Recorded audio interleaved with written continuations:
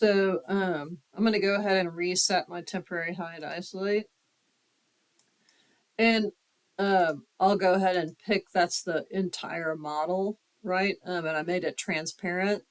So I'll go to my visibility graphics VB, or sorry, I did it as an individual. So if I right click on it and override graphics and view by element, I can then come in and just get rid of that transparency. And click OK, right?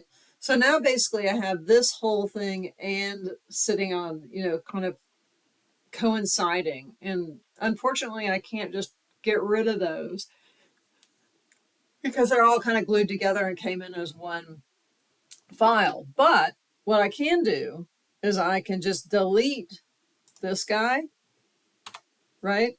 And then go to my insert and import CAD. And I gave you in the site download folder a version without the site in it, with just the building. So if I go to my desktop and go ahead and go to the AOA site and change this to 3DM, right? There's a building only 3DM. Make sure it's, still such a generic model to an origin to internal origin, and just click open, right? And it will just bring that guy in. Oh, it looks like I missed a building there.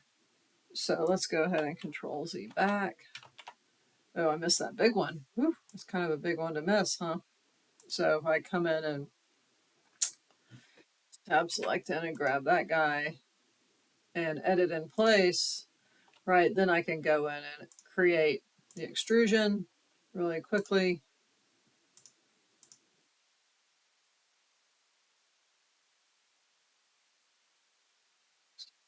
Check, right?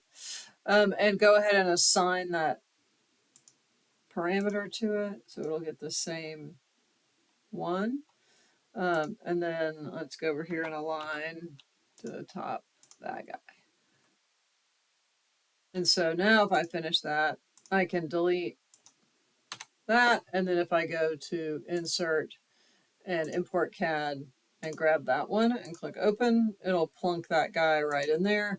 And nothing, I mean, the only thing that will have changed might be the section cuts for these guys. So if I double click on one of my floor plans and go to my schematic blue to whatever template is on there, and I go to the visibility graphics overrides. On this one, I only changed the generic models, and now I have other stuff. So if I go to select all, or let's just say I wanted the site stuff, which are the buildings, to be gray when they get cut. So if I go to the site cut patterns and override those, as a solid fill with a light gray, and then maybe also make the cut lines the same.